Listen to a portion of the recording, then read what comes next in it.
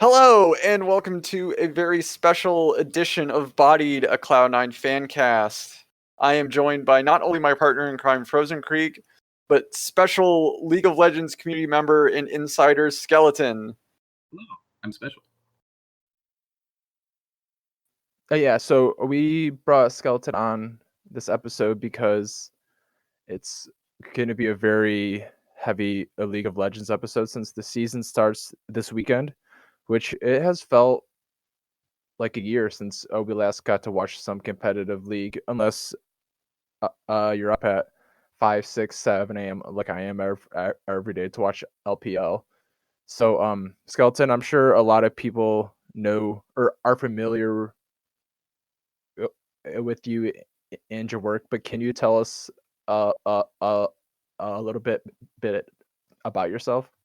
Yeah, essentially, I'm a shitlord, and I started this thing just kind of out of nowhere. I have a lot of friends I talk to on Discord, and they tell me some roster stuff and here and there.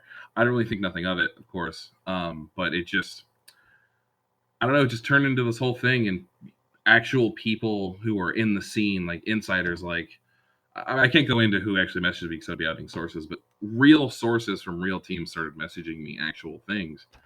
And it started to be crazy. And I just decided, I'm just going to put it all on Twitter for fun. I don't make any money off of it. And, people call me a scumbag and call me a fraud and stuff all the time, but I take it in stride. But I just do it because I enjoy it. So essentially, that's my job at the moment. Awesome. So that is a rundown of Skeleton. How can we find you on Twitter? Do you have any other places where people can find you? You can find me on Twitch. If you go to twitch.tv/definitely not skeleton, no spaces. I do kind of like what you guys do. It's kind of just a podcast with some people, some friends of mine. One of my friends he coaches a college League of Legends team in Germany.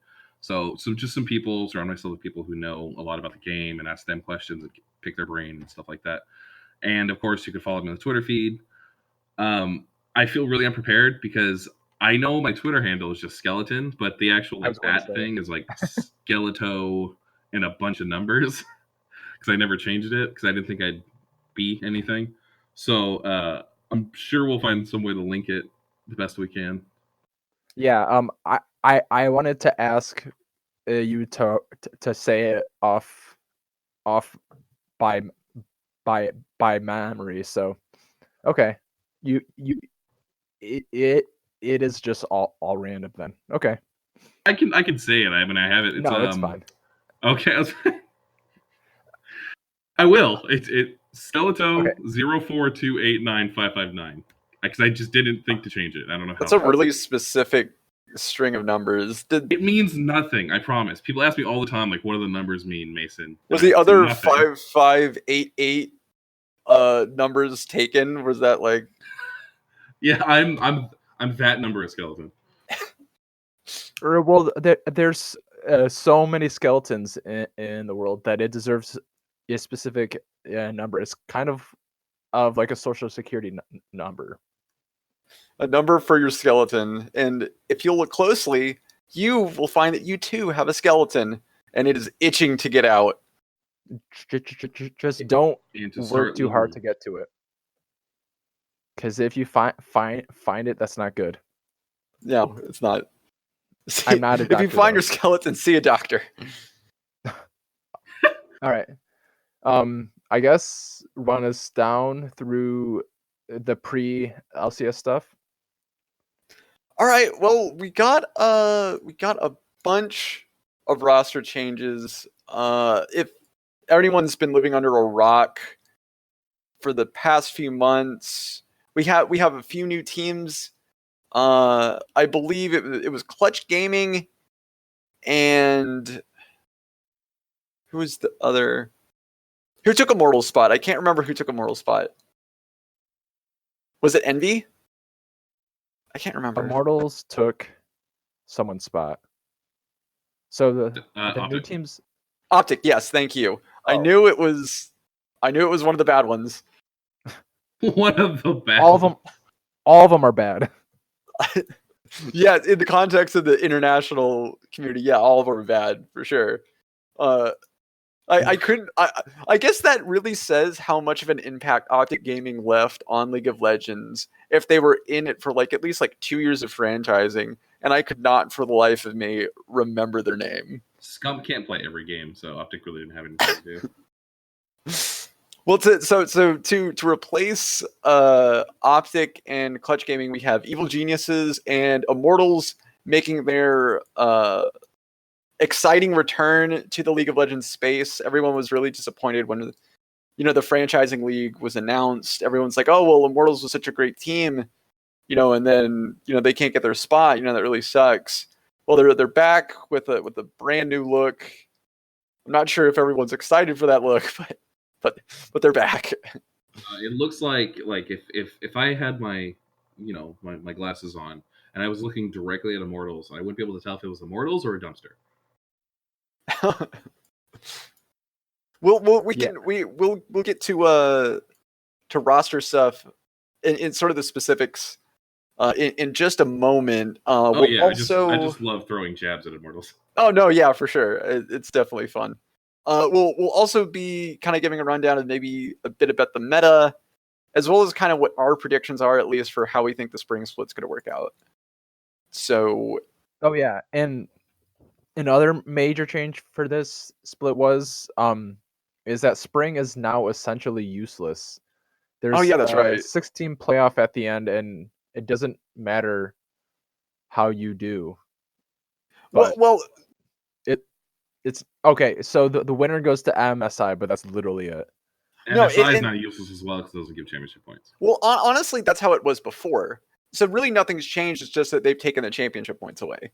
MSI. Well, I think if you win spring, you unless you like completely bomb in summer, you have like almost a guaranteed to go.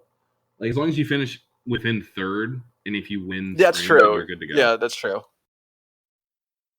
But now, I guess for some teams that are weak during the spring split, they kind of don't have to worry about that anymore. Yeah, and honestly, I think it sucks because what's the point of having two splits if one of them doesn't mean anything? I think it's more. I do agree with that. I think it's more because spring. I think the reason why it doesn't matter is so teams could do more experimental rosters and seeing what they have. I mean, you see Dig if they go out and get all these good, solid, decent players for their academy roster, and then have all these question marks for their main roster, it's probably because they want to sub these guys in and see what the best roster they can get out of it is. I think there's pros and cons for both. I think that, like Skeleton said, it's great for experimentation. Like you can really figure out like what's working and what's not working. So by the time when it comes to like it actually mattering, your team can be better prepared. I think that I do also agree with you, Frozen, though, that spring split does kind of have to mean anything. Like going to MSI is neat, but like MSI really has no impact on Worlds or anything really. I don't think, unless like performing well at MSI. No, performing well at MSI does allow your region to have like better seeding, I guess. But I think MSI for me is just kind of like a nice, fun international tournament, but it never really, at least to me, never meant that much. So it's kind of weird. It only means a lot if you're a CLG fan, and that's it exclusively. Ouch. Yeah, but what I think they actually should do is just make one long season that's 36 games. So 4 round robins. So 2 on blue, 2 on red, and then they take like a month-long break, and then like halfway through the top 4 teams play up a quick playoff to see who goes to MSI over like a weekend, and then they just like keep racking up points, because in other sports there's not a special part of like the year where you get free 9 weeks to just throw shit at the wall and see what sticks. Like, if you're bad for the first 20 games of basketball or 8 games in football, like, you shouldn't get a free pass the rest of the year either. I think, but at the same time, there's like in football, I get it, because in football you only have 16 games to decide what you're going to do. But I think with basketball, the reason why you have 82 games is so you can kind of mess around with it for a little bit and see what sticks. Because some players get rotated in and out, and especially with baseball, because you have a never-ending season of baseball essentially running. The classic 100 is it 182 games, I think. 162 162 plus preseason, which is still like 2 months long. Yeah, and baseball has this huge, crazy season, and they play so many games that they have players on top of players on top of players, because they have some of the best players sitting because they play 3-4 games in a row, and they have series against teams. You can sit your slugger for the first game and have them play the next two and just stop the series. In certain games you can do that. I think with League they're trying to do something like that, but I think just putting all your marbles into summer is not good for the longevity of the league, but I think it's really good for NA at Worlds this year, because no matter what, NA will get the best possible people at Worlds. Oh well, yeah, but to be fair, it's not like the North American 3 seed is going in there to like win a group. It's going in there to just make it to groups and get slaughtered. It's not like a really big deal. Like, I feel spring should matter. If not, like, why have it? Is my big thing. Like, why should I care what happens in spring if whoever wins spring just gets a month and a half of competitive games? They get their sleep schedule messed up and traveling and stuff. Like, that's the only good thing to come out of it, and they get to get bitch slapped by Korea, China, and Europe. Like, Well, Riot cares because they make money off of it. well, yeah, Yeah, that's true. Yeah, but like, why should people tune in to watch Dig versus Golden Guardians in week 3 or something? Because it doesn't mean anything right now, and that's That like game my wouldn't mean main anything in complaint. summer either, to be honest with you. To be fair, that's true, but like, more people are going to watch it when there's actually something on the line, I feel like. But I guess we'll have to see what the viewership numbers are like. It's just weird to me that there's like, hey guys, here's Spring Split. It literally doesn't matter except for 3 or 4 teams that actually have a chance of winning it, and that's literally it. So it's just a weird decision to me. It does seem really weird not even just on paper. It seems really weird just in theory and practice as well. But I guess we have to see how it plays out. Oh, sorry. Go ahead. Okay, I was just gonna say, I think that at the very least, like worst comes to worst, this is a really dumb idea, right? You can just go, hey, next year Spring Split matters again. So it's not like, I don't think this is anything like super bad. If anything, I would actually be more excited if they were like, yeah, we're not doing Rift Rivals anymore, because 1, no one cares, and 2, the teams that are actually performing well usually end up opting out of Rift Rivals because they don't want their team to like get jet lagged and have to go over like across the Atlantic Ocean to another continent to do some goofy like weekend worth event. Yeah, for 1 weekend. Just because I'd watch it if it was like a goofy event, right? If they did a bunch of like really silly matches, I'd watch it for sure. But they try to make it serious, and I think that's their issue. Like ESM versus EG, but every team can only use one hand. Yeah. Yes. Or like you can only play like a certain type of champion, or you're doing like the double up thing, or just really really goofy stuff like they usually do for like the April Fool's Day stuff. Like, I want to see more goofy stuff like that. See, I understand why they're doing spring the way they're doing it, but Riot clearly has given up on NA, and I've said this theory on my own podcast before. And if you look at other leagues, like you look at EU spring still technically kind of matters for them.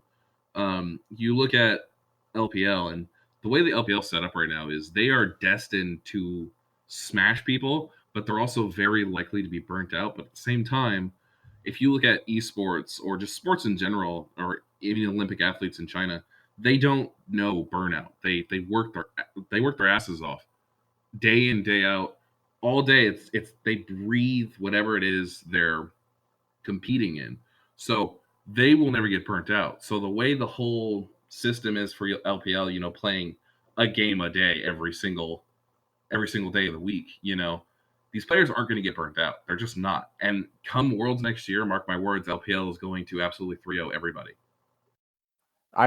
I believe that. I mean, they NA almost is just kind of did. stuck. I mean, they almost kind of did this year. The only thing stopping LPL from having 3 semis teams was the fact that FPX played IG. If my memory serves me correctly. Okay, we don't know. That's fine. I actually didn't mean to take us down to this rabbit hole. I was about to start moving us on. So you move us on, but I like the like discussion. I think that we can definitely. I think definitely we can probably have like a whole nother episode to kind of maybe during like the spring off season, definitely like talk about sort of the merits of like NA Riot versus Riot of like EU and LPL and all the others, and how they're just like operating differently, and how NA has always kind of been stuck in sort of this football kind of like we have to run it like sports kind of thing when they really don't have to. But well, that's definitely something for next time. I guess moving on, I guess we can start evaluating the rosters for this 2020 spring split. Oh yeah, I'm ready. So I will pose this question to you guys. What do you think the three biggest roster changes were? 3 biggest. I can let Skeleton go first since he's the guest. Number 1 for sure for me is Sven to Cloud9. I think I would agree with that. What completely I was giving a short rundown on why I think it's such a crazy move is Sven needed a change of scenery, and I know this is the Cloud9 fan cast. I would consider myself a TSM fan, but loosely. He looked horrible on TSM. He just did. I think with a change of scenery and a great support like Vulcan, he's gonna be a force to be reckoned with on Cloud9 for sure. That's my number 1. I would agree with that. I think the biggest change was more the fact that they dropped Sneaky rather than bringing Sven, because Sven, even despite my initial angriness in our ramblings, it kind of does feel like he would be a good person to bring in to replace him. So yeah, I think I would agree with that. He just reminds me so much of Sven Skaren coming out of TSM onto Cloud9. Like, kind of like, yeah, he seems like he was blamed for everything. He had a couple of big mess ups for TSM, but they still worked out in the end. And it's like, it's a very similar like story, yeah. And if anybody can bring the best out of a player, 3 per. Moving on to the next 2, because I think you said top 3, right? Yeah, top 3. If you disagree, Havok, feel free to speak up and speak. I was gonna let him list all his, and then I was gonna just do mine. I have way less like to talk about the other 2. I would say the second one would be the obvious elephant in the room is Sven Skaren to EG. It's a crazy roster move because it makes a team that shouldn't have been a threat immediately a threat, because I mean he's the reigning MVP and he's got synergy with his top laner. I would say the third biggest one would be I think because it's polarizing, not because it's a crazy move, but Dardoch to TSM. Just again, it's Dardoch. Yeah, I can agree with that one. The guy's a matchstick, Yeah. I think my number 1 is actually Sven Skaren to Evil Geniuses. I'm actually not surprised that Sneaky got dropped. At least looking at it like historically, he had a rough 2019, and I remember that whole banning thing or not the benching thing that happened in 2018. You know, I think that kind of started him being kind of on thin ice because he was struggling to play mages and struggling to adapt to a new kind of more open bot lane meta. You know, he was struggling with that, so he got benched. And then 2019, he struggled even more, and his lane was looking super weak. And you know, his philosophy of only looking to try to improve the team as a team and not, you know, looking at improving individually. You know, I think you can do that up to a point, but there comes a point where it's like, okay, we can't improve and work on the team anymore. You have to look at individual people and say, look, you're messing up here and you're doing this wrong. You need to fix it. You know, and him not really liking to like look at it that way, I think that kind of rubs some people the wrong way. And I'm not too surprised he actually went. I'm more shocked that they went with Svenskeren, considering Blabber is still kind of a green jungler and someone who thinks with his fists rather than his head. Like he'll fight a lot, and sometimes that's really good, and sometimes that's really bad. But and when it's bad, it goes really bad because you pretty much have like a whole roster of enablers with him now. So that's the thing I'm most shocked about. I would definitely. That's I'm sorry. Good way to look at it is it's a team full of enablers. I'm sorry, go ahead. I just love that. No, it definitely is because and we can talk about this more in depth when we get to Cloud9, I guess specifically. But I think Nisqy and Blabber are the wrong jungle mid duo to have, because if you watch them in summer, all the games we lost were when they were playing together, and we lost to last place teams, and it's because they had no decision making. So that, you know, that's sort of my take on Blabber and Nisqy in that whole situation. But I would say the second biggest surprise is definitely Dardoch. Like Skeleton said, you know, he's a matchstick, and I'm surprised that he got signed to start, let alone the team that has the most trouble with junglers. And he is either going to be such a contrarian to authority and everything on that team that he fixes that issue, or he causes a lot more problems and he ends up getting kicked again. Which, I mean, for TSM it's literally a win-win situation for them, because if they win and Dardoch is the solution to the jungle problems, you have a very young jungler who's hungry, who's really good mechanically, who's going to stomp the league for years to come. Because Dardoch at his best might as well be the best jungler in the league. At his best, he was arguably like one of the most unbeatable junglers. Yeah, but at his worst, it's a completely different story. Yeah, and if it doesn't work out, then TSM kicks him and he gets another jungler. No, yeah, exactly. It's not like they don't have money, you know. If Dardoch completely implodes, here's the thing about Spring Split not mattering for TSM, because if Dardoch completely explodes and we get a Breaking Point Part 2 for TSM, well, guess what? It's Spring Split. It doesn't matter. They can go out and get a jungle for summer. Yeah, for sure.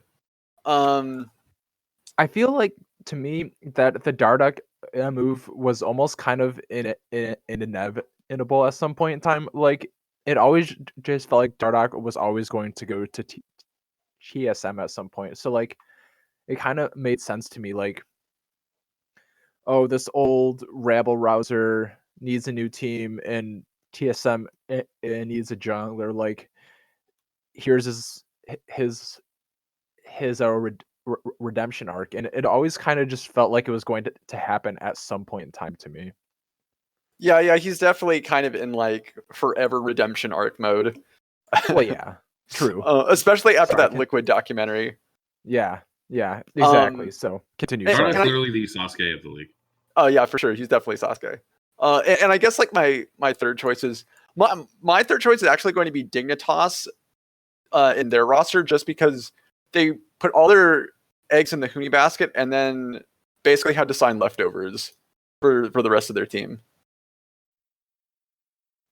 Yeah, and it's still kind of weird to me that they have both Afro and Ole. Like, why is Ole sitting on Dignitas when there are one, maybe 2, 3, maybe 4 supports who are worse than him?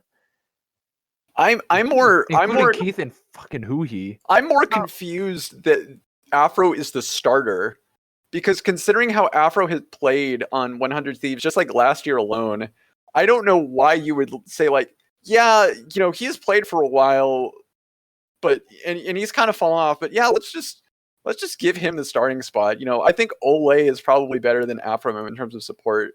I think it may be more because like I look at it like, is it because of a seniority thing? Because he's just been there for so long? I don't think it's that. I think it's more along the lines of like, imagine you're a team coming back into the LCS because you lost your branding, you lost all your notoriety, and you haven't been really big in the scene for a long time.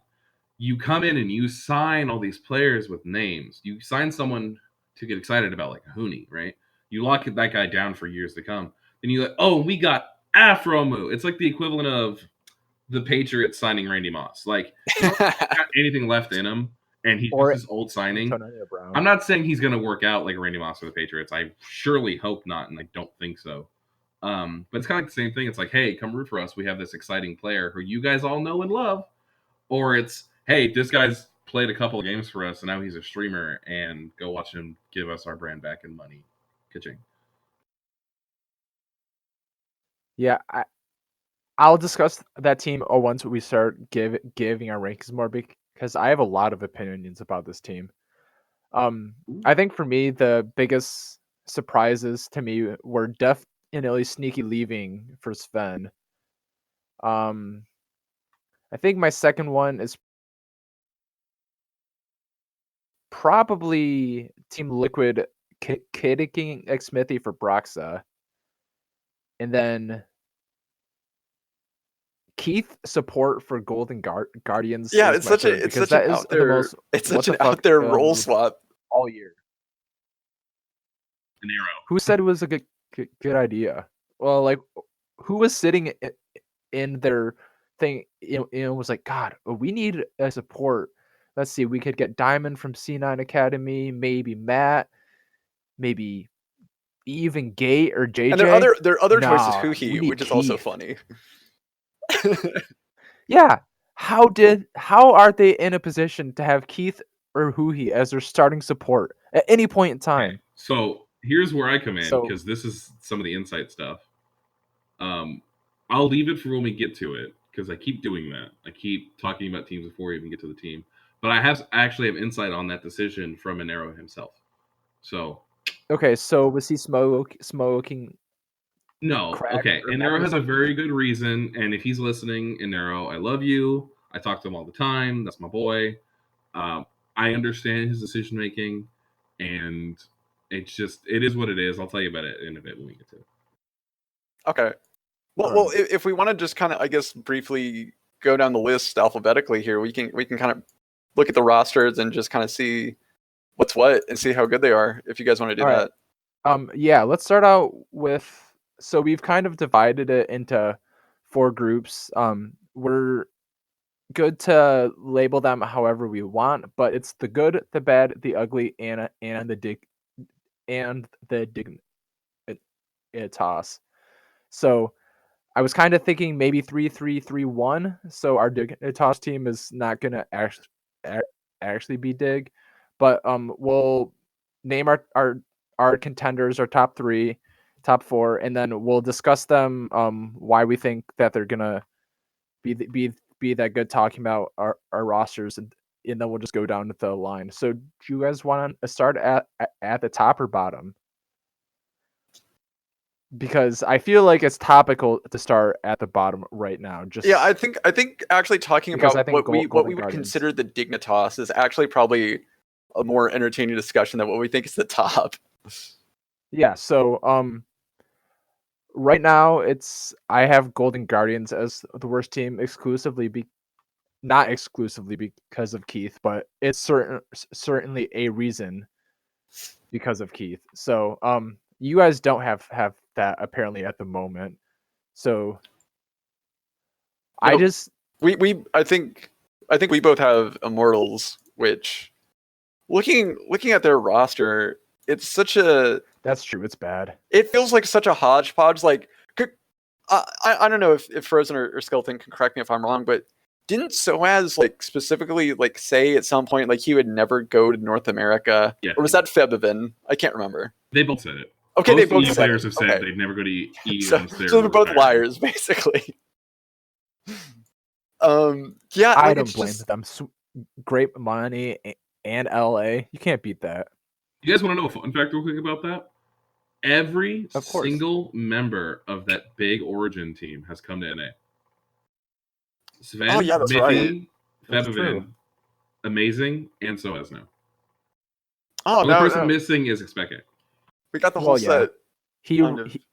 He retired shortly that thereafter, so he wasn't going to come in anyway. But so I guess you guys went for Immortals, so let's talk about why Immortals is our Dignitas.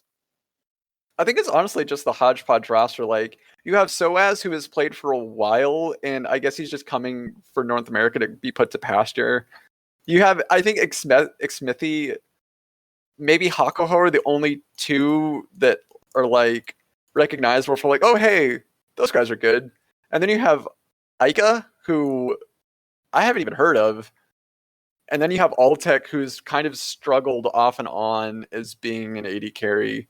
Like I remember there was a point where Altec was really good, and I was actually saying at one point that he could definitely be the one to take over for Sneaky because he was on Cloud9 Challenger that one time, and he was looking like super good. And I was like, oh yeah, we could get Altec, and he can take over for Sneaky when Sneaky's done, and it'll be like basically we've never lost a step. But then he went to play for a couple other teams, and then he started to look really bad, and then he kind of went downhill. Or yeah, and if that fails, they also have Apollo, Arrow, and Asuda on the bench for some reason. Why do they have 380 carries? I didn't notice that before. What the heck? I think it's because if worse happens, well, if most likely happens on Altec is just doo-doo butt, they have Apollo, who, I mean, Apollo and Hako have had synergy forever, and Apollo Hako is not a bad name. Yeah, that's true. So my biggest question with this team is who is gonna carry the game? Like Altec's not like a hard carry; he's more of like a secondary carry. Smithy for sure. Solid. Smithy's always kind of just been like a rock, where he's not gonna, or somebody has to pick him up and beat you with it for him to win a game.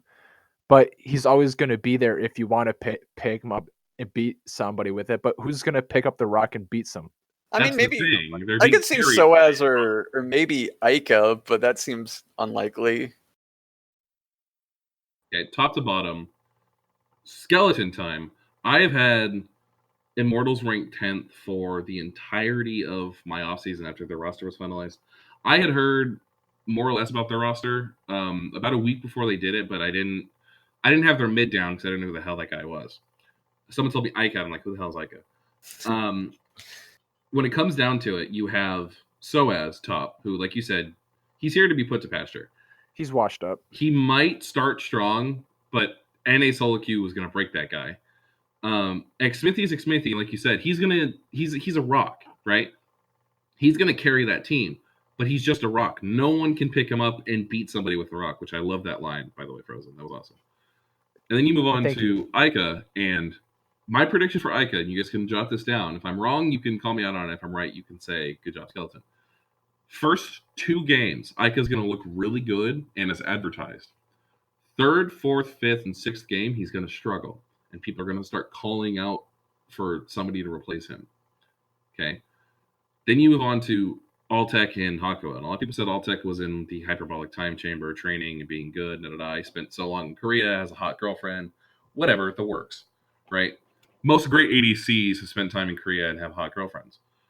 That's what he is thinking, of course. But at the same time, I would do it. Altec wasn't as good as everybody says he was back then. He was very meta reliant because the meta back then was to play those hard, aggressive ADCs, the ones that existed at the time. So like you'd see the Draven come out, you'd see the Twitch come out, you'd see the Lucian come out, and that guy's great at those champions. Well, this is the meta of Caitlyn and Kai'Sa and Xayah. I don't see him playing any of those champions with the exception of Kai'Sa well, because Caitlyn's not exactly aggressive. She's more of a I'm going to punish you for messing up type of champion. And then we move on to Hakuo. Hakuo is middle of the pack support. So I'm looking at this roster top to bottom, and I see a glaring stink pot at the very bottom of the roster by the name of Zabutin. And I've said it before, and I'll say it again. And I'm not trying to get you guys in trouble. I think Zabutin is absolutely the worst coach in LCS, probably in history.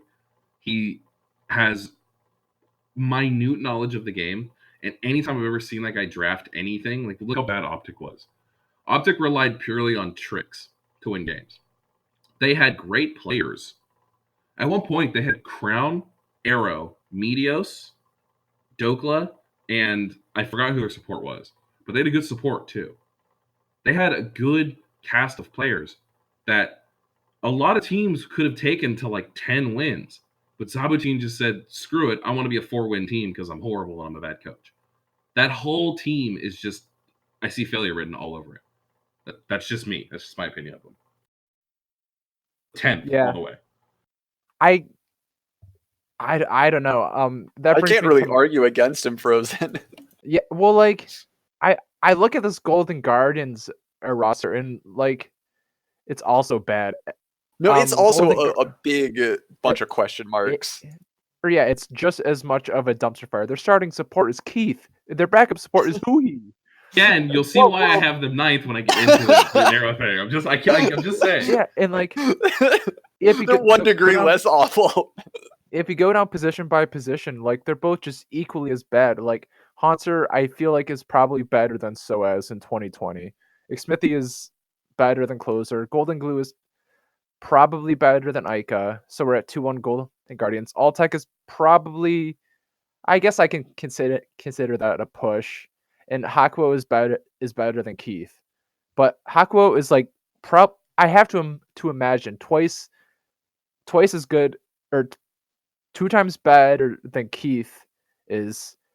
And Haunter and Soaz and Golden Glue and Ica don't like make up for that difference to me, and I just feel like it's just a dumpster fire waiting to happen. At least like Dig got Acadian and Lorlo and Demonte to sub in. Like Golden Guardians has Zion Spartan and Hui. Like it's just you hate Hui. I fucking hate Hui. Let's not forget those guys are on the academy team. Yeah, but like once Keith sucks, like they're gonna be like, oh, we'll bring up Hui. Keith is not gonna suck. Everyone needs to stop. I get that it's a giant meme having Toucan as your support instead of your ADC. It's a meme to have Keith on an LCS team in 2020 in general. I think it's a meme. I think it at least makes sense from the standpoint of he's already in the bot lane, right? So he knows all the matchups and everything. He's just switching from I have to carry to I will help the carry. So it's not. It at least makes sense. Like at least he's not like going. I'm gonna be a jungler now, and him like just walking through the jungle trying to hit camps and juggle, like help his teammates out at the same time. He's at least in like an area that he knows. Okay. I'm gonna go ahead and explain to Frozen why Gold Guardians is going to be better than Immortals in 2020. Okay, because hindsight, this season, is 2020. So check this out. Okay, the reason why is because we went up and down Immortals roster, and you said they have a rock on their team as their carry, but no one to pick up the rock and throw it. Well, Golden Guardians has Haunter. Haunter can carry. He can. He's just never had a good roster since TSM. Okay? We've seen it even on when he was on, what was it? Before, was it Curse?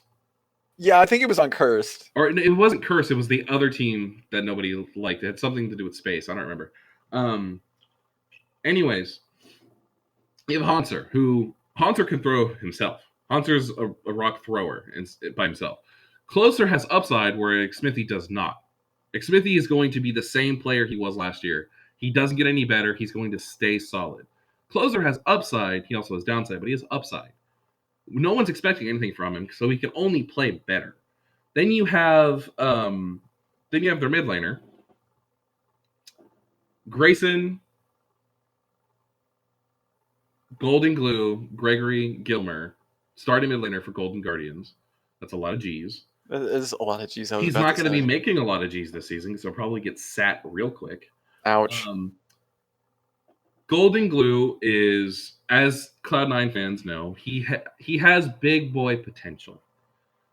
I think he has the possibility of being at best, maybe the 5th best mid laner in the league. That's more than I can say about Ica. Then move on to their bot lane. I know it's funny. FBI is actually the worst part about that bot lane. It's not Keith. The reason why Keith is starting support is because initially in Nero, and I forgot the name of the GM for Golden Guardians, they had signed Keith to be the starting ADC, which is already kind of a meme. But Keith has been actually playing really well in solo queue, I guess, lately, and he's been doing good in scrims, which we all know is the bane of every team's existence, is doing well in scrims. But the reason why he wanted to move Keith to support is because Keith is really good mechanically. FBI is good. He's got a real good grasp on the meta as it stands, because FBI was playing in Oceania, I think, wherever he was playing before. And he was actually popping off. He was stopping people. And the big thing in the meta this year is unconventional supports. I mean, look at a support, quote-unquote, champion that just got released. Look at Senna. Senna's an ADC. MF is back in the meta, and people are building her full AD as support because there's that AD support item. Ashe is back as a support. Now, I see something glaring about those 3 champions, those top 3 champions in support role. What do you guys see? I see ADCs. Well, Keith just happened to be an ADC main for a very long time. I think it's going to work out.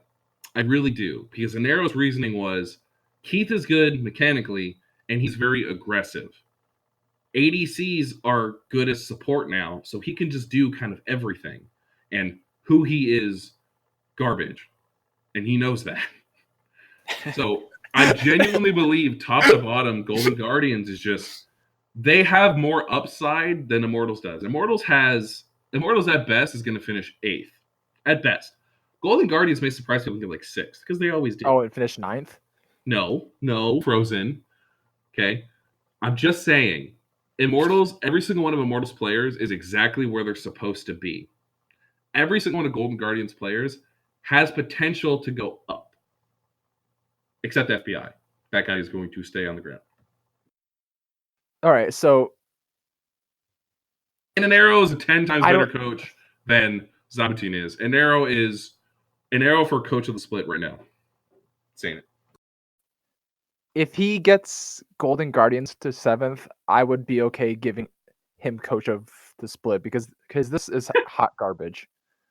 Like, okay, maybe apparently I didn't convince him at all, Havok. Maybe we need to move on. Because we're just gonna argue all your first mistake was saying, or was talking about Xmithy, who, let me say, is the reigning 4-time LCS champ, 4 times in a row. Like, you can say whatever you want about it, but he still won LCS 4 times in a row, while Golden Guardians is Scrim Gods, yes, Keith, and Golden Glue. And Keith is playing support. He's not even playing AD carry. Immortals have a semi-finalist at Worlds as a mid laner? Do Immortals have a world champion in Academy as a mid laner? No. Easy. Both these teams are straight up memes. Let's move on. They are. All right, so I feel like those 2 teams are kind of the dig toss of the league. So I guess we'll go to our bad. I feel like the obvious choice here is Dig, FlyQuest. Those are the 2 that we all unanimously had bad. So let's start with Dig. Why do you think they're bad? I mean, I mentioned before, but it's really just they have Huni, and then we're like, oh heck, we ran out of money. We need to get more players. And then they got Afro, they got Froggen and Greg and Johnson, which and they got like a bunch of other like sort of kind of okay like other old players. They got Lorlo and Academy and Acadian and Demonte and Phoenix, and like they have like all right players, but it looks like they spent all of their money trying to keep Huni there and then they're just like, well, we have to take the leftovers. And that's really how I see it. It's just a bunch of team of leftovers of players that are serviceable and maybe, like if you had the resources, you could definitely have done better. Excluding Demonte, who is criminally. No, why he is in academy and not starting is the real. All the teams that could have signed in like 100 is the real crime. Or Immortals. Immortals could be Guardians, the 8th best team. Oh, with Demonte. With Demonte, Immortals have a chance to be like top 6. I wouldn't go that far. They're still hot garbage, but no, I would actually say if Demonte was in mid lane, I see the same thing CG was running. I see a solid top laner on Soaz on like Rumble. You have Demonte running around as Kiana, and you have Xmithy on, I don't know, anything. And those top 3 guys, as long as bot doesn't feed, those top 3 guys could win games. Because CG did it all the time. CG was devoid, no offense to any CG fans out there, CG was devoid of talent in spring, almost entirely. And then all of a sudden, summer comes around, and all these devoid of talent players are all of a sudden really, really good. Because, I mean, they had Someday in Academy. Oh, no, sorry, wrong team, my bad, red and white. But you understand what I'm getting at. Like, they came out of nowhere in summer to just stomp people. And it's because of Demonte. Demonte is, without a doubt, and I can't believe I'm saying this, the best native from here mid laner that NA has to offer right now. Yeah. By far, or not by far, but yeah. He is for sure. Plus he just has a really good brand for himself. Like everyone sees him as like, oh, he's the man of the people, it's Tanner time. We want to see Tanner time, and I wouldn't be surprised. I'm a TSM fan. I should hate that guy, but I want to see Tanner time. Everyone wants to see Tanner time. I would not blame Dignitas if like halfway through the split they're just like, okay, Johnson's not really working out or whatever. Demonte, get your ass in there. And then Demonte starts, and everyone's like, well, I'm a Dignitas fan. And he plays Kiana and set ADC for non-stop. Yes.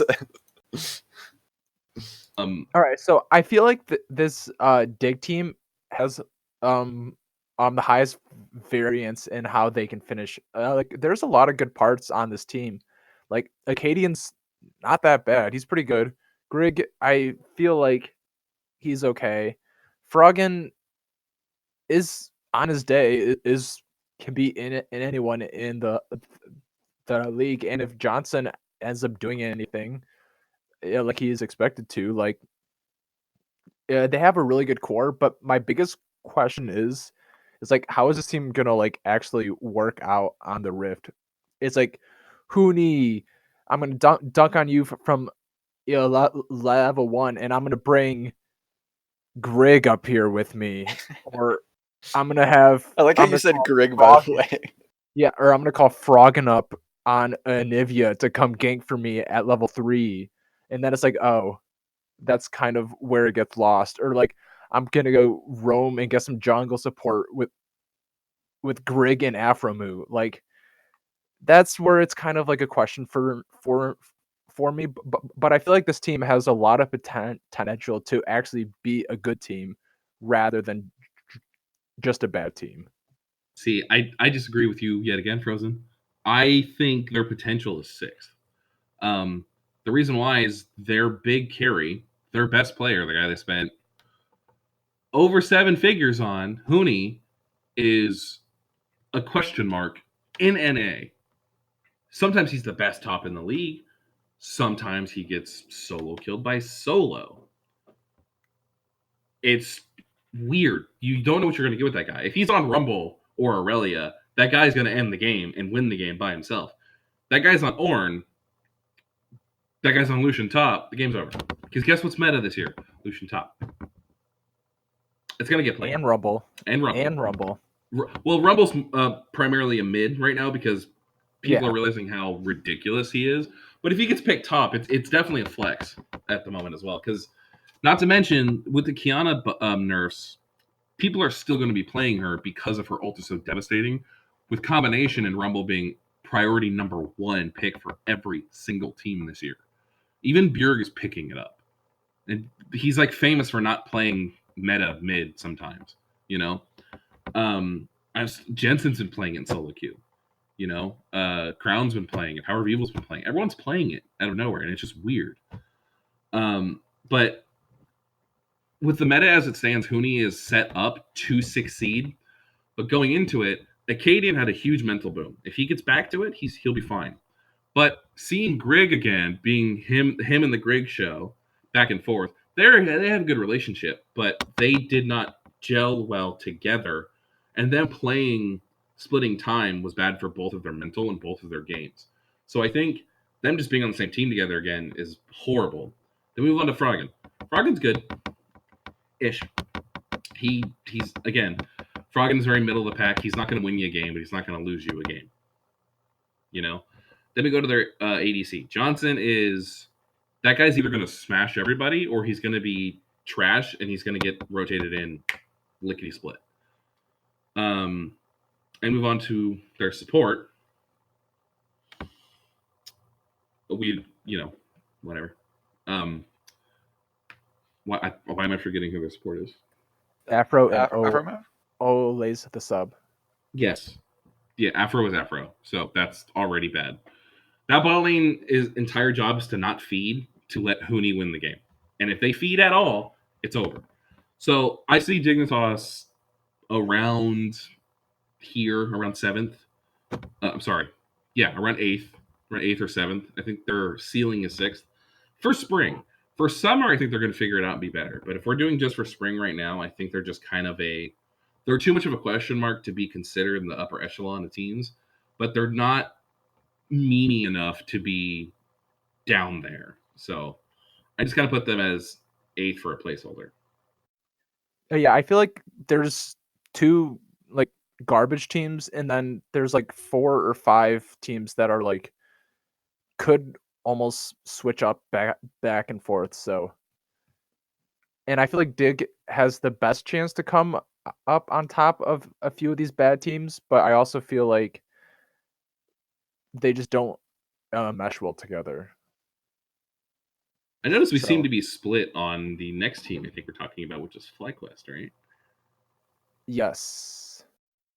We seem to be very split on them. I'm noticing. Yeah, Frozen, why do you have why, an 8th, why don't I Frozen? like because who on that team is going to win a game? Santorin. Who on that team is going to lose a game?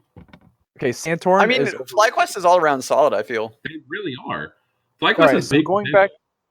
Okay, so going back to Santorin on TSM, he has had like 2 total good splits since TSM. I feel like, and that was Wrong. What, 3 years ago. I'm gonna stop you right away. I disagree right away. He had a good spring split, and like he's really not that great. Viper is actually pretty good.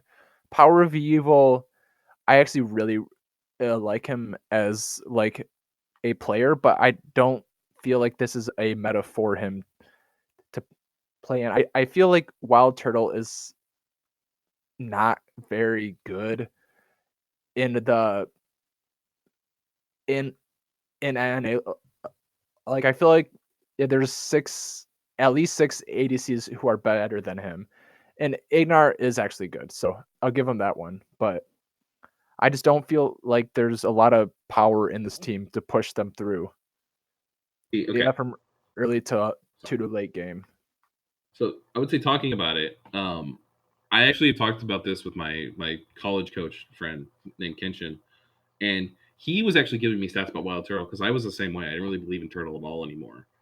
And he was actually telling me, so Spring Split 2019, he was actually the 3rd best ADC on average of all stats out of everybody. First being Double Lift, of course, right?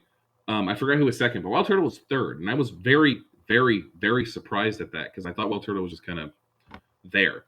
Summer, he didn't do very well, but at the same time, look at who his support was. You had him, and he took JJ. He carried JJ, who was not a good support by any means, through spring, and FlyQuest finished above what everybody thought they would, with Pobelter, Giro the Pobe, as their mid laner. That same roster, but they were running it back with Pobelter and a worse support than Ignar. Then come summer, They were switching out JJ and Wadded, and neither of those guys had a good grasp on the meta, and neither of those guys was good for Turtle. So Turtle was basically 1v2ing the entire bottom lane. And Pobelter was not playing as good.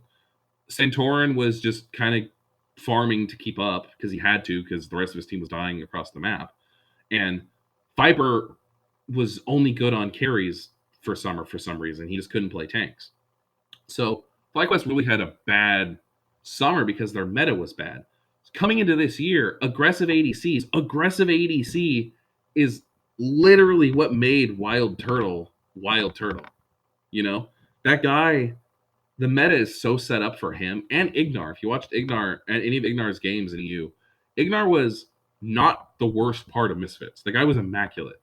He was really, really clean, really, really good, really solid.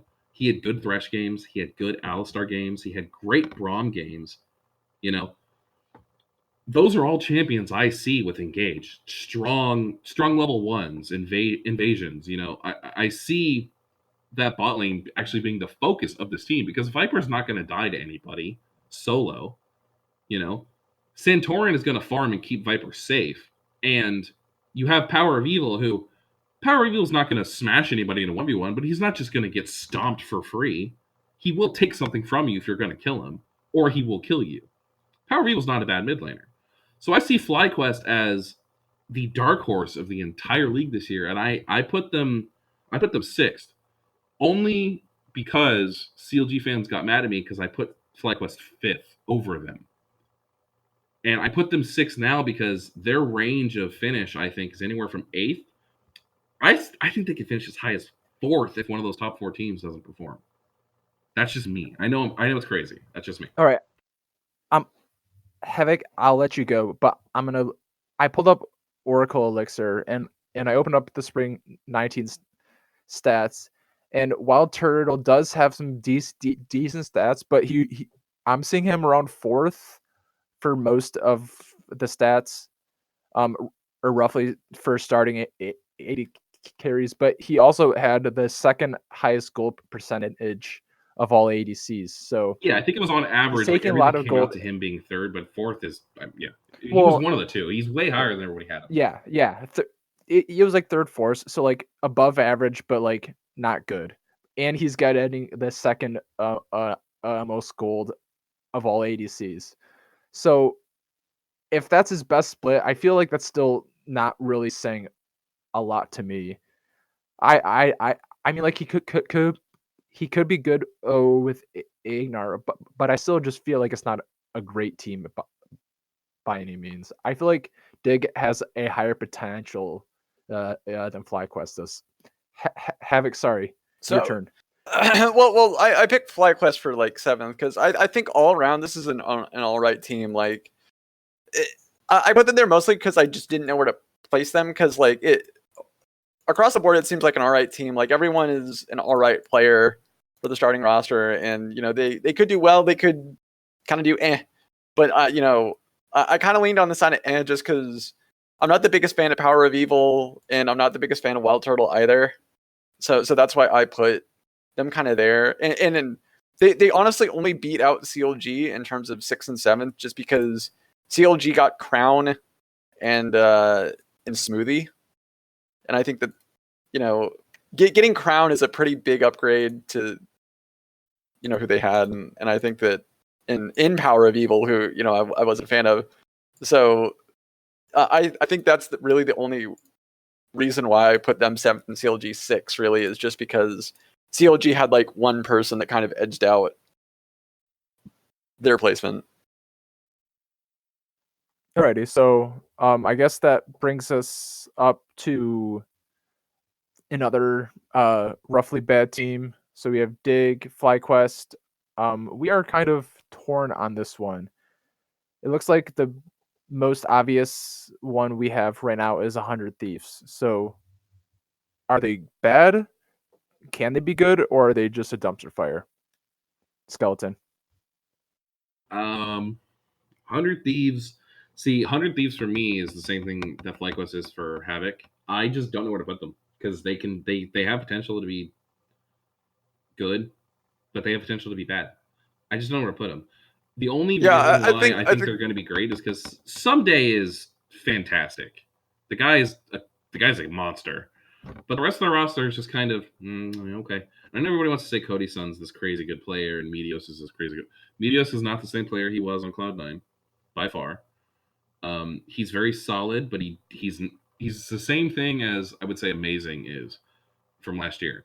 He's not going to win you a game, but he's not going to lose you a game. You know, and you move down to their mid lane in Ryoma. I know nothing about the kid, not a thing. I trust Papa Smithy, which is why I have hope for this roster. I'm not a 100 Thieves fan, but I like some of the pieces they have moving.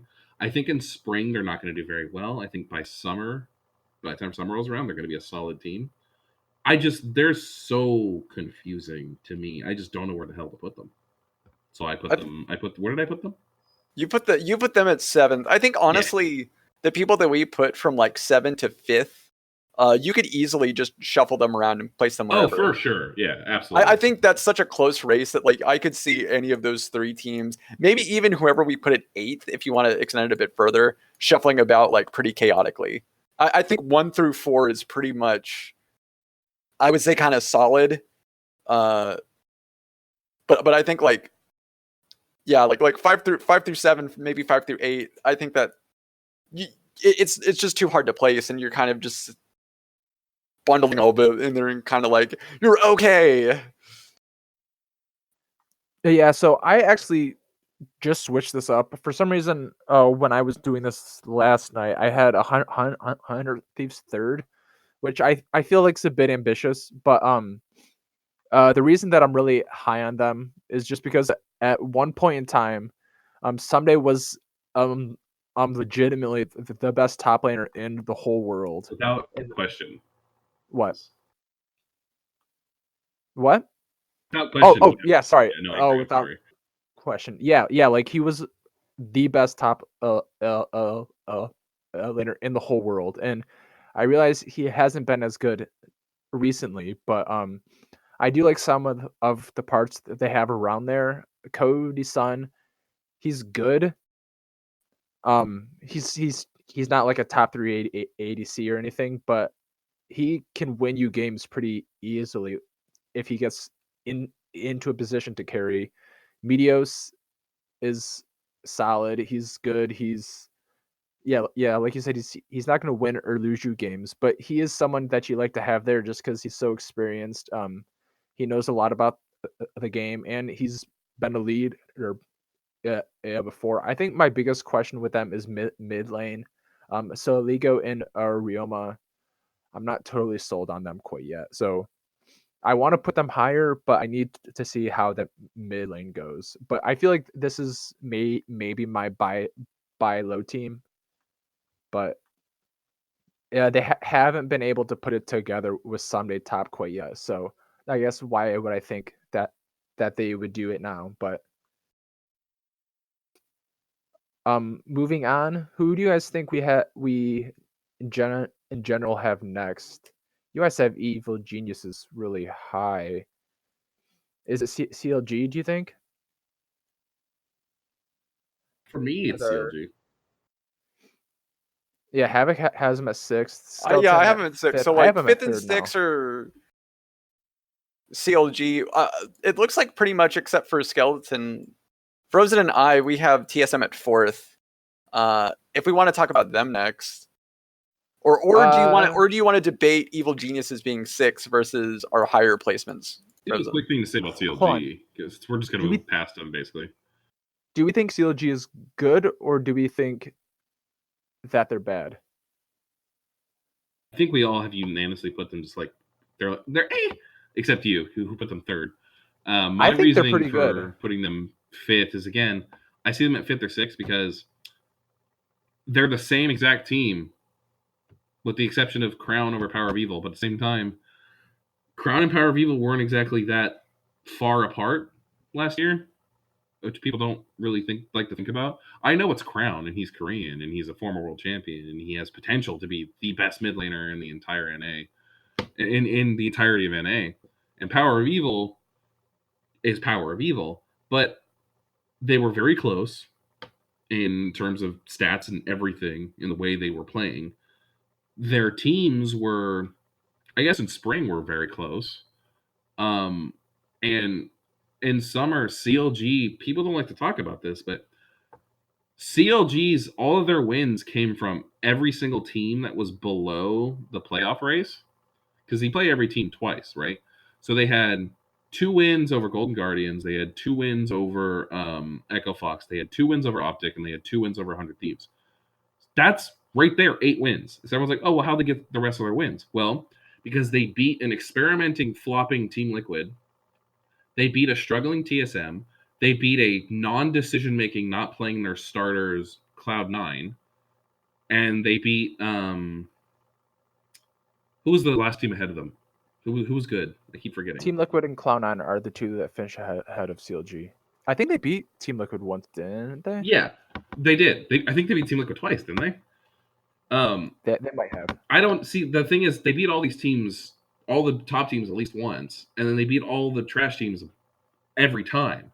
So they looked way better than they were playing. At the same time, they looked exactly like a 6th place team. We saw that in playoffs when they got trounced. You know what I mean? So they're the same team to me. So I put them 5th as a good fortune because nothing really changed. They lost their good coach. They got a coach. You know, they got rid of Irene, and they didn't really find a suitable replacement. And hold on, while we're on the subject, I forgot to mention something. I actually reported this going back to Dignitas, former CG, just real quick. I actually reported this, but no one wanted to talk about it. Dignitas or CG straight up lied to everybody in their little Reddit thing where they said Artemis was leaving because he had a head coaching spot somewhere else. They lied about that. What actually happened was, and I can't name exactly the source, but it's the most trustworthy source you could possibly find in EG about this, who told me personally, because I had rumored that Artemis was going to TSM because Dignitas said that he was going to be a head coach somewhere, and that was the only team that didn't have a coach. He told me that was wrong. And he said that CG had lied to everybody and that we had him as our assistant coach the entire time. He had already signed with us way back when. We just hadn't had the worked out the kinks of the contract. So just wanted to say that out loud, that screw CG's staffing and screw Dignitas for trying to cover that up. Moving on, what we were talking about. I'm sorry. Just wanted to that's an interesting detail for sure. But yeah, I guess moving on. Frozen? What would you like to talk? What would you guys like to talk about next? I guess us putting TSM 4th, or you putting Evil Geniuses much lower than us? Those are both pretty interesting things. Let's do TSM, and I'll let you guys talk about EG a little bit higher. Okay. So Frozen, why do you think? Okay. Never mind. Why do I think TSM is going to be 4th? Yes. I mean, half of it is Dardoch. I actually really do like Kabe. I do think he is a really good ADC. I feel like the Biofrost pickup made sense also for them, but I also just feel like this isn't a cohesive unit. So once you kind of add Dardoch to something that's kind of been a toxic environment for a lot of junglers, I feel that it's just not going to be a recipe for success, and that I don't think that this is a top 2 team, and I think that they're going to be fighting for 3rd at best, and I don't see where they're going to take a step up to actually being good rather than just being on the border of being good and bad. Okay.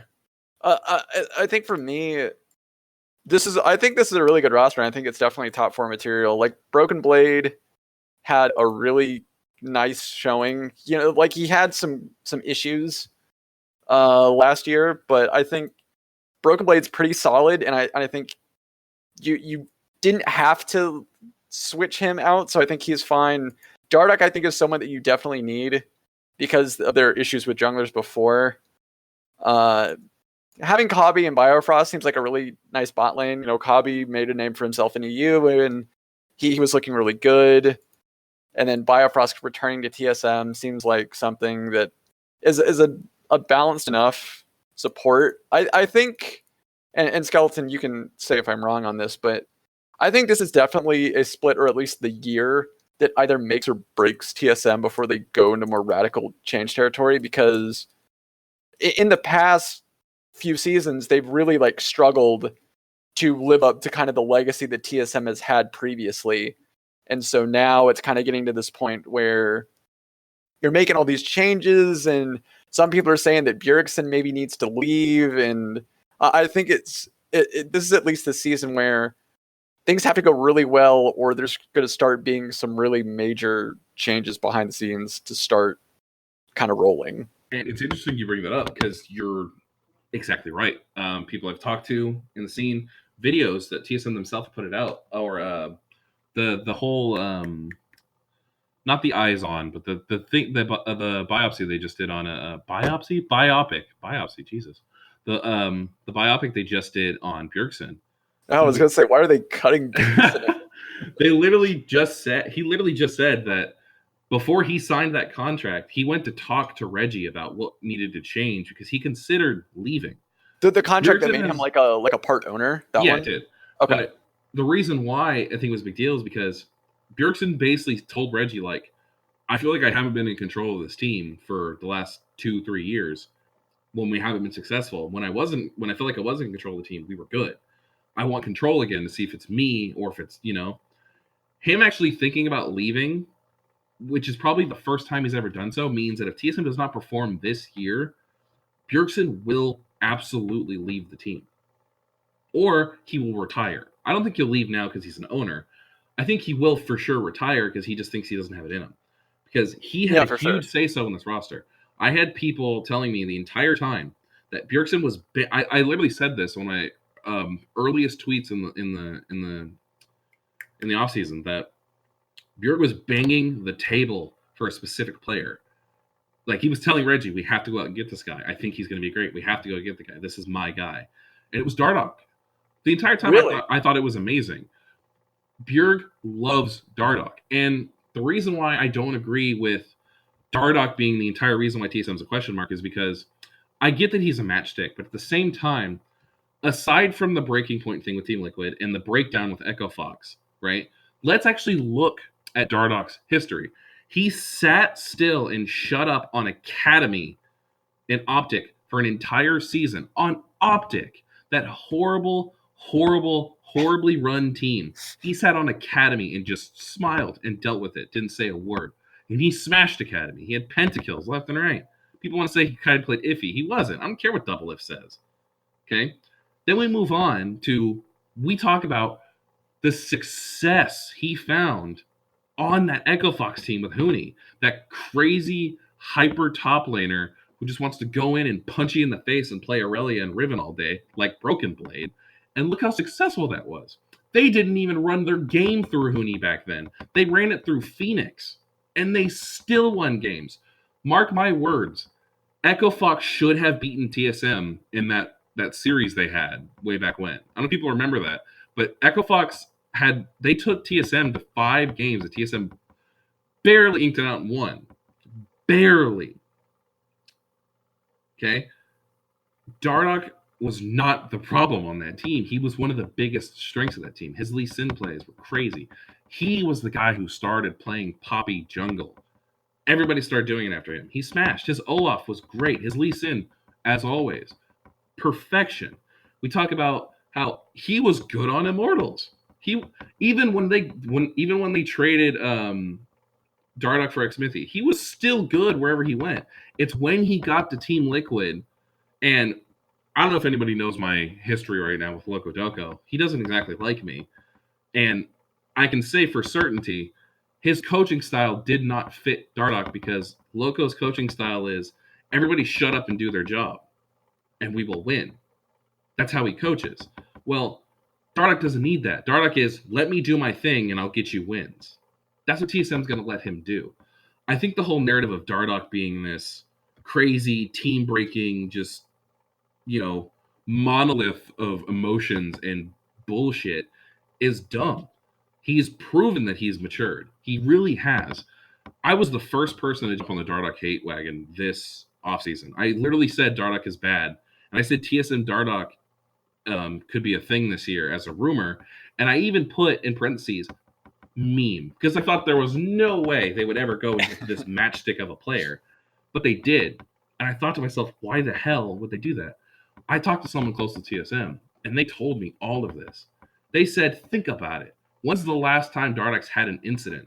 It was years ago. Were you the same person 2-3 years ago that you are now? Of course not. Because 2-3 years ago, I was an edgy little 20-year-old.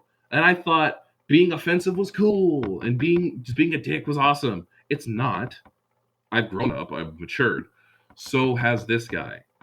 I'm telling you, he's going to be good. And then we move on. Talk about the rest of the roster. We talk about Broken Blade. Broken Blade should have won Rookie of the Split in spring, but he couldn't get it because of a technicality. He destroyed everybody. He solo killed Viper. He solo killed Someday. He solo killed Huni. He solo killed Impact. He solo killed Licorice. Name one top laner who has done any of those things besides him. To be fair, they can't solo kill themselves. There. What if that would be a mechanic though? Solo killed himself a lot, to be fair. Balls tried. Balls. But Broken Blade is solid. I think Acadian and Grig did not fit his style because they were horrible in the 2v2.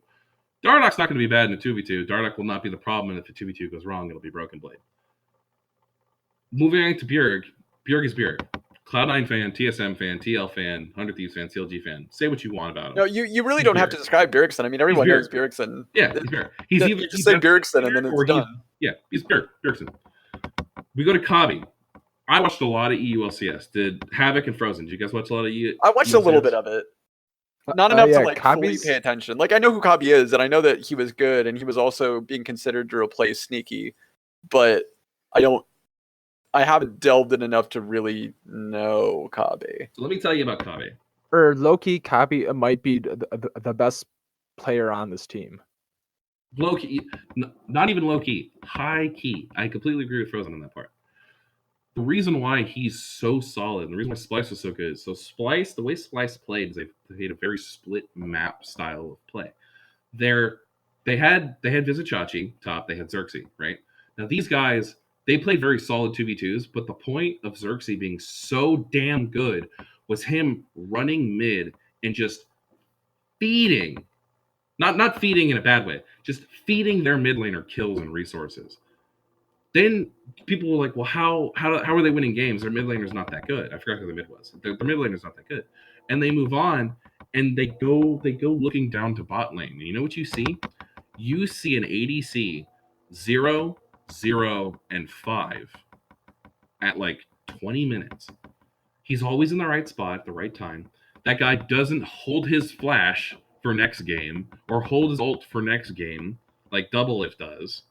Or any other ADC does. He doesn't flash in and get fucking blown up by somebody else like, Cody Sun or Wild Turtle would. And he doesn't get pooped on in lane like Sneaky does, right? This guy is the complete package because in a team fight, this is the guy who will get a pentakill on Xayah and be at full health. And you're wondering, why did no one focus the ADC? They tried. He just got away and killed you. That's Kabe.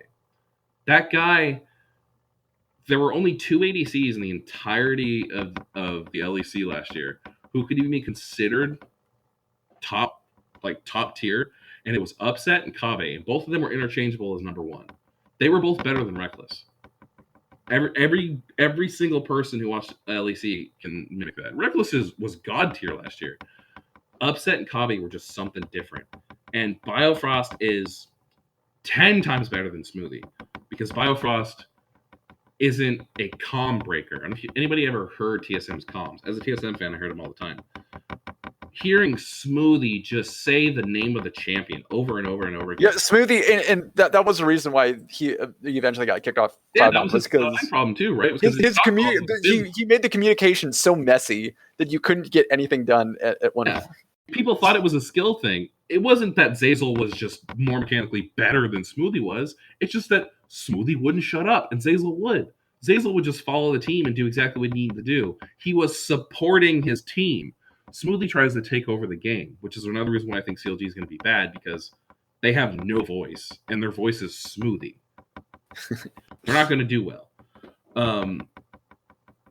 I think TSM as a package, as a whole this year, is going to be solid.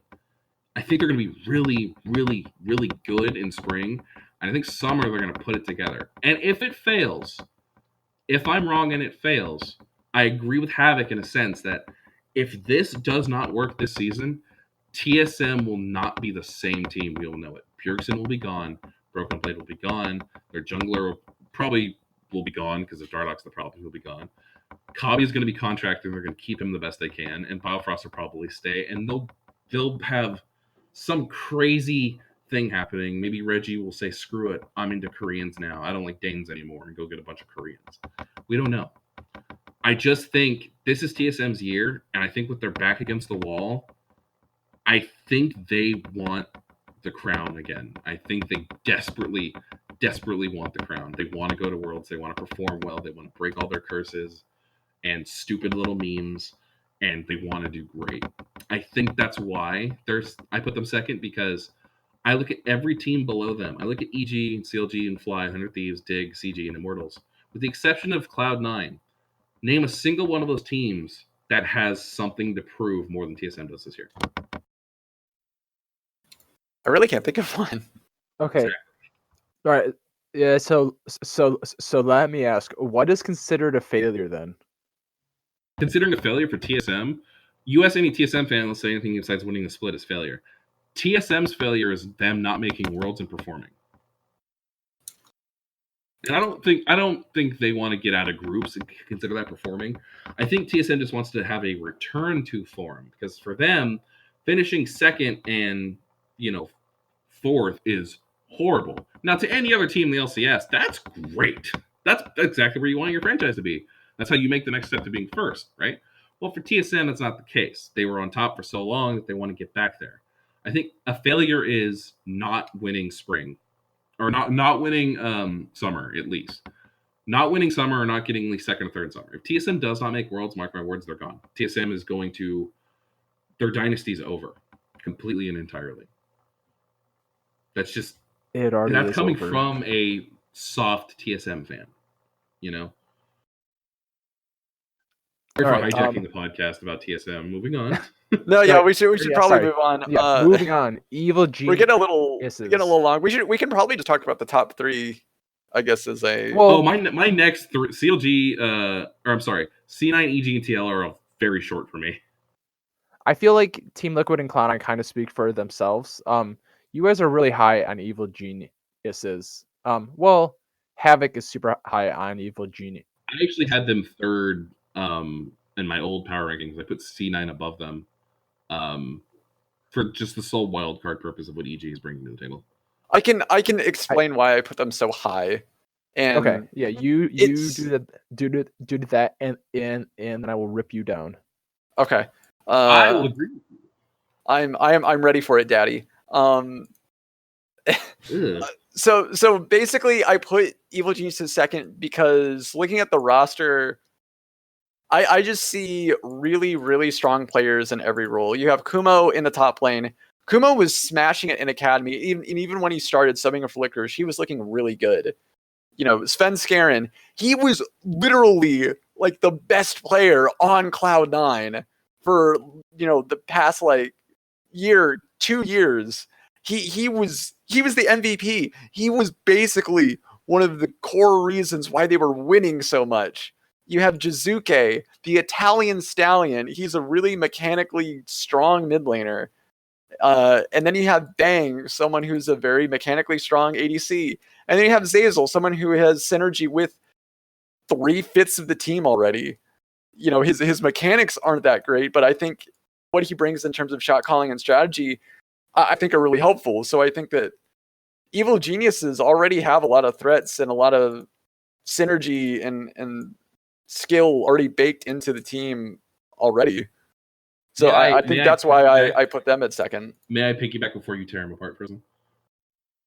Yeah. Okay. So piggybacking to what he said, I actually had them initially in my first go round. I had EG at second because I did not know who TSM's jungler was. I had rumors that it was Dardoch or Amazing. I couldn't pin it down. So I was like, well, they're kind of question marks. So I'll put them third and put EG second. The reason why I had EG second was because I don't want to toot my own horn or anything, but I was the one who broke the Svenskeren and Kumo and Zazel to EG thing. I remember that. I was really sad when you tweeted that out. I said Svenskeren's probably going to EG from what I've been hearing. Or that was already, I think that was already broken, but I said their top laner is someone that he has a lot of time, a lot of synergy with because he used to do with him in the past. Literally, Kumo. He used to play with Kumo all the time. The reason why I had them so high was because just like what Havok said, Kumo at his best was being groomed to replace Licorice, the best top in NA. So he was being groomed, maybe not to replace him, but he was almost as good as Licorice. So Kumo at his best is Licorice levels of good. Maybe second or third, top 3 in his role in the league. Then you go and look at Svenskeren. Svenskeren, I don't have to say it. League MVP. The guy's God. He's going to smash. Then we go to their mid laner, Jizuke. Now, he looked horrible last year, but he was having health issues. He was mentally not good, and his team was not that. They weren't gelling because of everybody was just kind of being they just all had mental boom, and Yamato wasn't helping, So he's good this year. He has a fantastic coaching core. Artemis is one of the best coaches in the league. That guy single-handedly turned CG around. People don't like to talk about that. Because remember, CG was horrible until Artemis came in and started doing their drafts. And then they started beating everybody. Okay? Then we move on to Irene. Irene is really good. He took a kind of middling, just barely passable, just kind of CLG team to 14 wins. Taking CLG to 14 wins by itself should have won you coach of the split because that team sucks. Okay? They have a great coaching staff. Jizuke, at his best, was the best mid laner in all of LEC. If that Jizuke returns and the Italian Stallion is back, NA's officially put on notice, and then we move on to their ADC and their support. Let's look at that. Let's look at that bot lane. Okay, what exactly about their bot lane is a bad thing at all? Because you look at Bang, former world champion. His support was Afro Moo. I don't know about you. I've played a couple of games bot 1v2 when my Bard just wants to go and run top for some damn reason. Look, Bard needs his chimes, to be fair. And I get killed, or my Pike just goes and stands at the enemy blue buff waiting for Zazel's 10 times better than Afro Moo is. If Zazel enables Bang has potential to be the best ADC in the league. And Zazel is Zazel. So you look at that entire roster top to bottom. You have potential to be top 3 in your role. Potential to be, best in your role. Potential to be best in your role. Potential to be best in your role. Potential to be top 4 in your role. What about this team is a weakness? I would go as far to say is that EG has potential. If TL can't figure out this whole Broxa stuff, if they can't figure out this weird visa issue thing that they've got going on for the next 2 splits, and if they just can't figure out their synergy stuff, right, EG will dethrone them. EG will beat everybody if this team plays at their best. Not to mention, talking to Andrew Barton, the GM of EG, I kind of interviewed him in DMs a little bit, and he told me that he kind of tooted his own horn and said, this wasn't bad for a couple months' notice and almost no money, right? And I said, what do you mean? He said, we almost had no money, and I was given the reins to pick out the roster with like 3 months' notice. And that is what he came up with.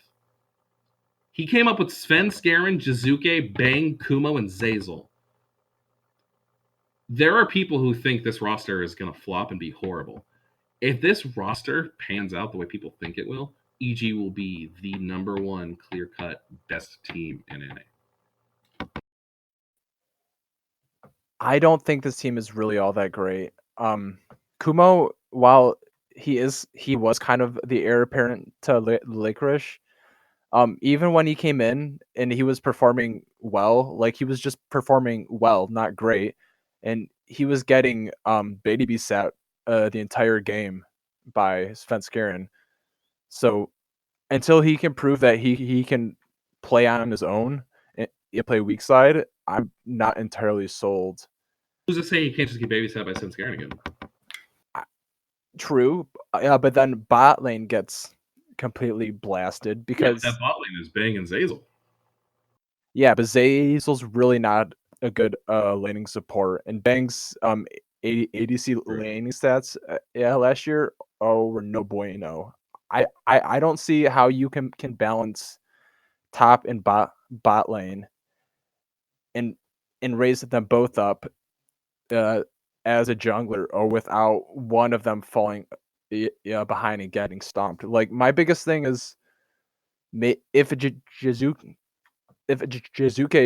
comes out and plays as a top 3 mid, then I feel like this team has some upside, but they are relying on Bang and Zazel, who have not been good in lane in NA for a year now, and or you're relying on Kumo, who hasn't shown that he can play weak side yet, and I just don't see how they're going to be able to balance top and bottom lane both being weak in lane at the same time. And let me remind you guys that this MVP Svenskeren was sat at Worlds for Blabber because he inted his face off 2 games in a row.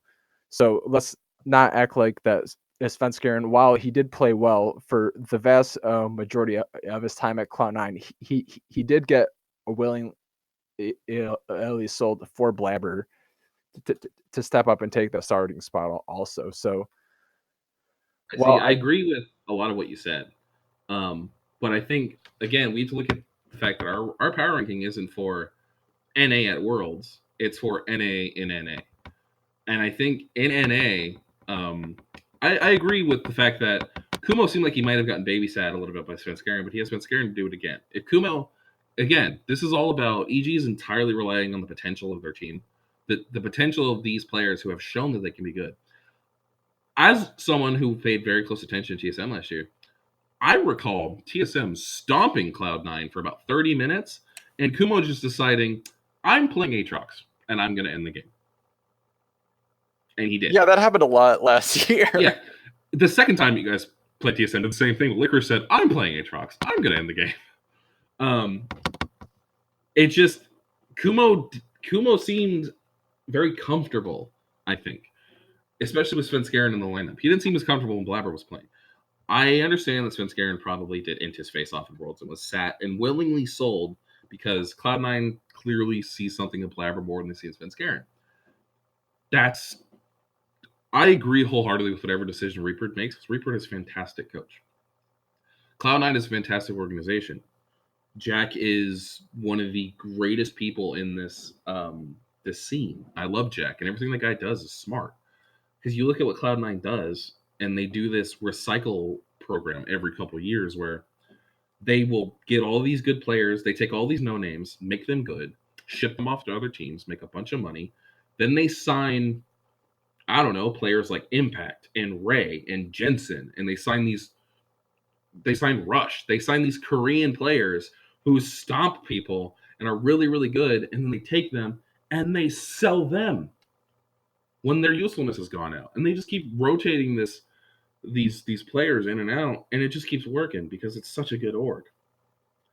And I think them just kind of shoving their leftovers off onto EG a little bit because they like what they have now is Cloud9 saying, we can win with this. We don't need y'all. And EG is saying, we're going to do the best we can to win with what you just gave us. You know?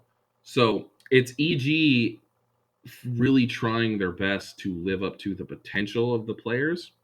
Because if they do, that team's great.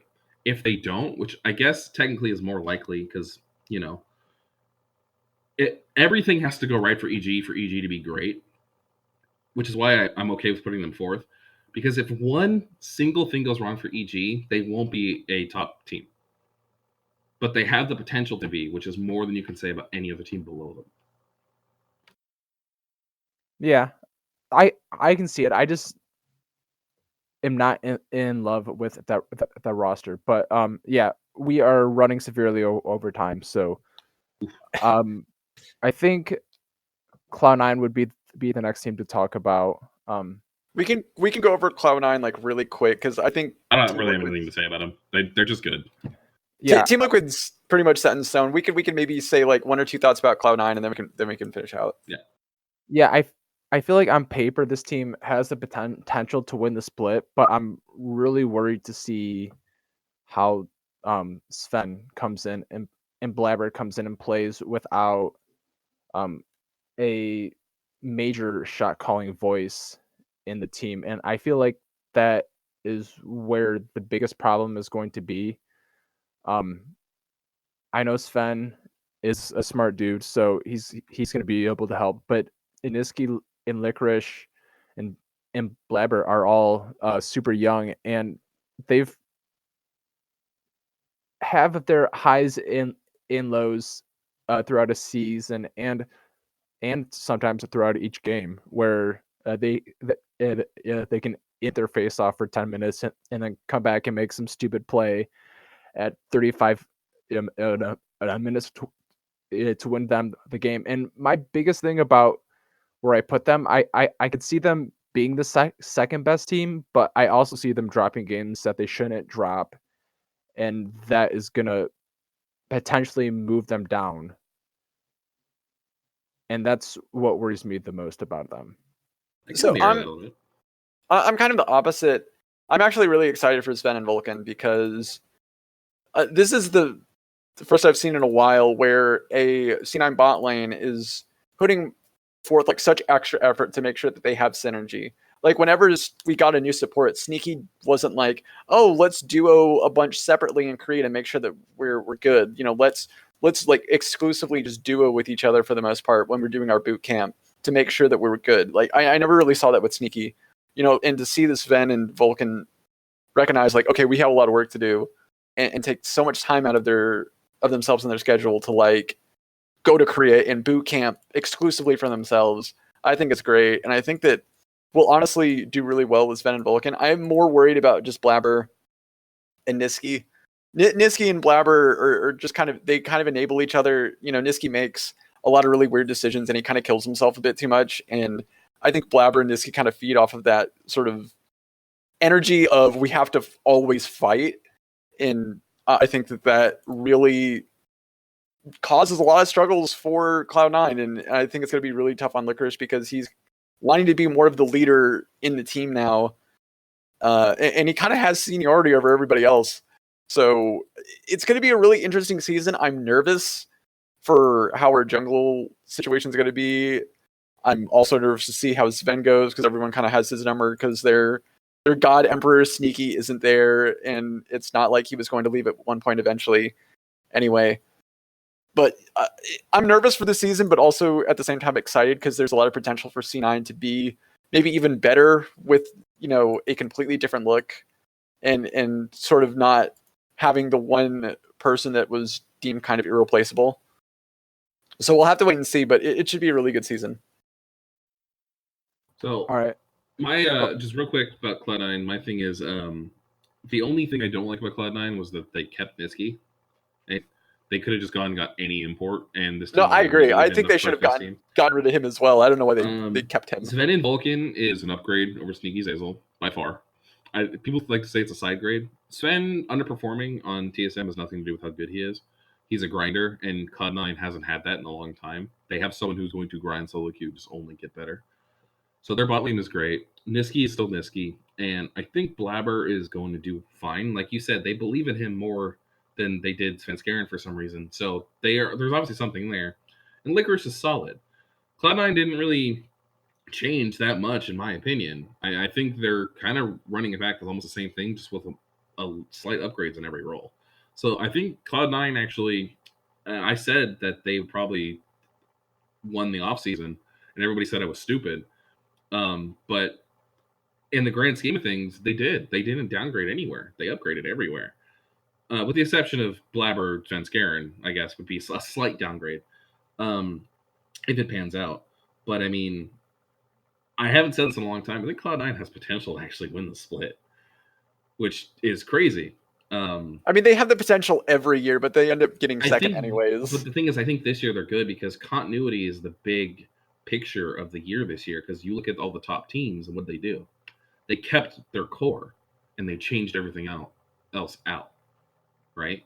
I mean, TL, they changed one player for a player who's almost exactly the same as the guy they changed out. So, and Cloud9 didn't change much. They changed a decent amount. They didn't change much. And TSM, I mean, they kept Rokenblade and Bjergsen. They rotated an aggressive jungler, same thing they had before. And Biofrost, he was already on the team before. They didn't change much either. So I think Cloud9 has big potential to win split, and I think people are sleeping on them too much, including you Cloud9 fans. I think y'all are sleeping on your team too much. Oh yeah, I do agree that I think at their highest they could dethrone Team Liquid, but when I kind of do the rankings, I feel like